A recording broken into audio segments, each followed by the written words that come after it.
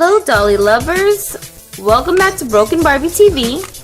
I'm Gypsy and today I'm just hanging out with some of my dollies, spending some quality time with them because I haven't gotten to do that in quite some time. And I thought while I was doing that I would share some little updates with you guys. So the main thing I wanted to tell you guys today was that I do have some customization ideas in store that I want to finish, actually do them. So I just thought I would tell you guys some of my ideas of the things that I wanted to do. And let me start with this guy right here who you guys refer to as Man Bun Ken, but I call mine Miguel because our awesome Instagram followers were hanging out with us when we were shopping for him at Toys R Us. Somebody suggested that he looked like a Miguel, so we decided, hey, let's keep that name. Okay, so I know that at first glance, Miguel looks just fine, and he is a good-looking doll. If you guys watched my review of Miguel and these other guys, you'll remember that I did notice his face up is a little bit lopsided. To me, it's very noticeable. Let me point out the parts that are messed up. So his eyebrows, they're not straight. One is a little bit higher up than the other one, which is this one here. And then his eyes are not symmetrical. This eye is closer to his nose than that eye is, and that is very bothersome to me. And then of course, the lips, you guys already know I do not like these open mouth smiles with the teeth showing. So even though his mouth is not a huge grin, I'm thinking I'm going to probably end up trying to close his mouth up. I just feel like he would just look a little bit better with his mouth closed. I gotta redo his face because it's like really annoying to me. So every time I look at him, it just looks so like uneven and it bothers me a lot. But other than that, that's pretty much the only changes I'm going to make to him. Of course, if I come across a body that he could go on that may offer him some articulation, then that would be like stupendous. But because his skin tone is very hard to match with articulated male body types, I don't know how soon that will be possible, but you never know, we'll see. And I did want to show you guys that I do have this dude on Superman body. For those of you who are like, well, how do you get articulation? Which I did show you guys in the review of the dolls. Well, I kept him on Superman's body because I really like him like this. And I think I want to name him Huck, but I'm not sure yet. I don't know, I haven't made up my mind, but to me he looks kind of like a Huck. He has not had any changes made to him yet, and I'm not sure if I'm going to make much changes to him other than to of course put him onto a Texas A&M Ken body. So I do have two Texas A&M Ken dolls, and we animate with those bodies and we just interchange heads onto that body as needed. So he'll just probably end up sharing Raymond and another doll's body when we do animations or take pictures and stuff like that. So he's just on his regular body for now with his clothes still on, because I haven't had a chance to really do anything with him. The original Yona number 1 right here. And she's one of my repaints that I did when I first started to repaint dolls. Even though her facial expression is just how I want her to look, very confused because she's kind of an airhead, I don't want to keep this doll in my videos that I animate her with on the body that she's on. And also her face has been painted with an older technique, so I want to update her with a newer technique. But because I like the way that she turned out, I don't want to erase her face. Not to mention I can't rebody this head onto a modern style articulated body because the color doesn't match any that exist right now. It's too orangey tan, and so it's just not gonna work. And also see how her body is very like old school articulation. So yeah, that's a problem. And her feet are like these huge, oh man, they're just gigantic. They don't fit on any Barbie shoes. I had to tape her knees so that she can stand up without like bending over backwards every time. So it's just a lot of like extra stuff I have to do to play with this doll. And if I was just posing her, it would be fine, but because I need to use her as a character for Broken Barbie show, I wanted her to be a little bit more versatile. So I'm going to reboot my Yona character and use this doll as Yona updated, but what I'm going to do is repaint her to look like this one. So Yona 2 is going to look like Yona 1 once I get done with my full like repaint and customization, and I really hope that it works out the way that I want, because it is hard to duplicate one-of-a-kind art, and even though it's my own art, it's still not going to make it any easier to copy my own work. That's what makes the one-of-a-kind dolls so unique and special, is that it's never gonna look like something else, you know what I mean? So I'm gonna try my best to duplicate her, and of course this Yona has dark hair, very customary with standard Asian looks, and this Yona is actually supposed to be a Korean girl, so I kind of made her after my mom, the way that my mother looked when she was in college. And my mom's pen name actually is Yona, so that's what I named her. So she's like, you know, my like homage to my mother. So I need to be able to kind of do that with her, but her hair is not going to be black, of course, because her hair is already brown. So that's going to be a change that I'll have to just work with. Probably I'll just, you know, look at it like Yona gave herself a new haircut and hair dye job, and then that's basically why her looks have changed a little bit. So that's not a big deal. People switch up their hairstyles and hair color all the time, and why should the dolls be any different, right guys? Okay, so I'm showing that to you guys to say when you see the new Yona character, I mean, you guys can revert back to this video and let me know if you think that I did a pretty good job, or if I'm way off when you see Yona number 2 after she's done. Hopefully it'll be option number 1. I also wanted to show you guys how this doll back here, which is the City Chic, the new Barbie look doll, I gave her a review, so go and check out the review if you need some details on her. But she's on her original body and she's wearing a Monster High Boy Dolls shirt. So for those of you who may not be aware, you should try some of your Monster High Guy Dolls clothing on your girl Barbies. If you have just a bunch of clothes just laying around that you're not doing anything with, try to reuse them on different types of dolls.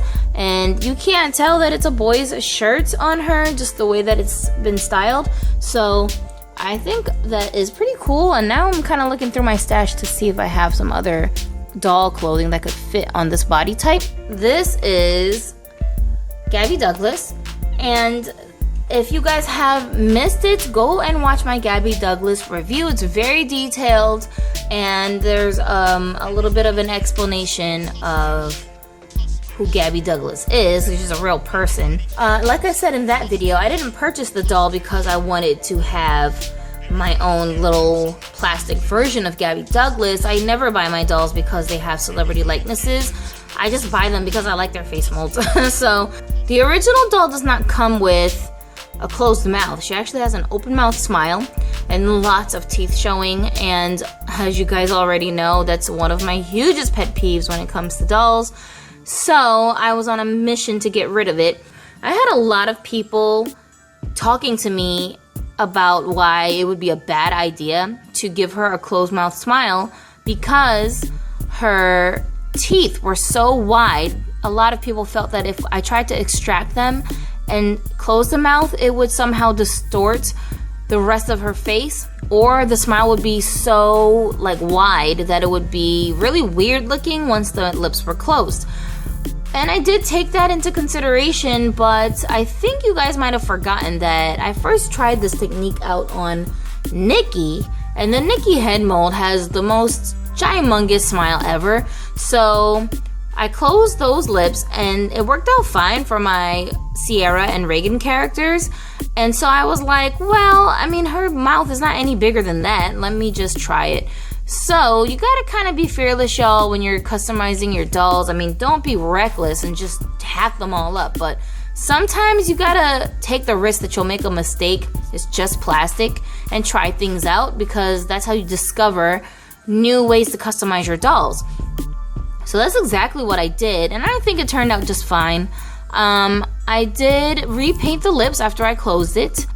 I wanted to redefine her lip shape, and I also gave her a very high gloss, just like this doll, Enid, who is the Madame Lavinia Barbie, and she already comes with her lips like this. They're shaded and they have very, very high gloss. So I wanted to duplicate something similar to that, and I think I pulled it off. The way that I get my shine on my doll lips is to use nail polish instead of paint. I used to use like a gloss finisher that was meant for paint, but I stopped doing that because when it dries, it stays a little bit sticky, and a lot of lint and dust and things will kind of just settle onto the doll's lips, and it's super hard to clean.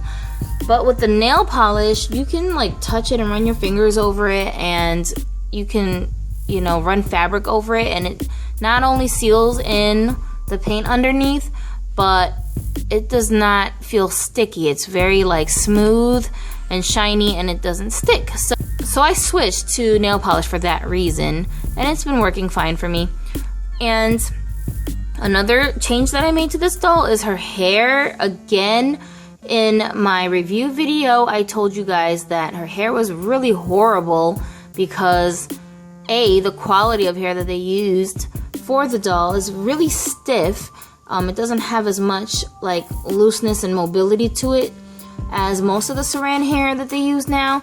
And then the other thing was that it was really crimply, the texture, but only at the top instead of it being crimply all throughout like I had thought that it was when I purchased the doll. So it was a little bit misleading, and it made for styling challenges with the doll when I took her hair out of that high ponytail. So in order to compensate for that, I decided I'm just gonna straighten all of her hair, because another thing with this doll is that her hair is rooted upside down. So what I'm saying is, instead of it being rooted like this way, coming out of the follicles so that it lays flat on the doll's head, it's rooted up into the air so that when you tie it up into that high pony that it came in, it will stay nice and neat up in the ponytail.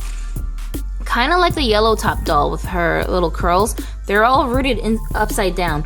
So I just wanted to change that look. I didn't want to reroot the whole doll's head because I ain't got time for that. But what I did was I took a straightening iron and I used my technique that I use, which I have a tutorial on. Go and watch that if you need to straighten her hair so that it would lay flatter. And that worked. I ran it through 3 times, and this is the result of that. I do suggest, if you want to give your doll a haircut, which she might actually look really cute with, straighten it long first and then cut the hair so that you have leverage and you can get up close to the top of her scalp. But so that's what I did, and I like the way that it turned out. It's gonna be a lot easier for me to style her hair now that it's straight and flat like this, and I don't have to worry about it like poking up in the air like it was doing when I first took it out of that ponytail. I tried to set it other ways and it just didn't work for me. So that's what I ended up doing with her. But how do you guys think that she turned out? Let me know in the comments if you liked or disliked anything I've done to her. And I also did give her like baby hairs around the edges of her scalp. So that's what you're seeing here by her hairline, is just baby hair that I drew onto her head. And I think somebody told me that they wanted a demonstration of me doing that, which I keep forgetting to make for you guys. So now that I've mentioned it in this video, stalk me in the comments and remind me, and I will make a demonstration for you guys. I will show you guys both ways that I do it because I use 2 different ways. So that's pretty much what I wanted to share with you all while I was sitting here playing with my dolls. And I also wanted to let you know that I have a review coming of this doll, so go and watch it if it's already up there. If not, then just stay tuned, it's on the way. And don't forget to follow us on Instagram, where we post the latest updates on what's going on with the channel, what's going on in our lives. So that's a good way to get to know me, Gypsy, and Adonis DeRoe, the other host of this channel. And we also have live videos every week, so make sure that you are tuning into those so you can interact with us, talk to us in real time, and discuss whatever you want to discuss with us. And just so y'all know, on our live sessions, we are not always talking about dolls. We actually talk a lot about relationships, family issues, world issues, social issues. We're always talking about different things, not just dolls. So you don't have to confine yourselves to talking about doll stuff when we're hanging out with you guys in the live IG sessions. But we have a lot of fun, so go ahead and check that out. And then also subscribe if you haven't done so, because you never know what you're going to find on this channel. And we welcome all adults who love to collect dolls and love to add diversity to their doll collection. That's what we're all about here. So go ahead and subscribe, and I guess I'll see you guys in the next video. Until then, I hope everybody is planning to have themselves a dolly day.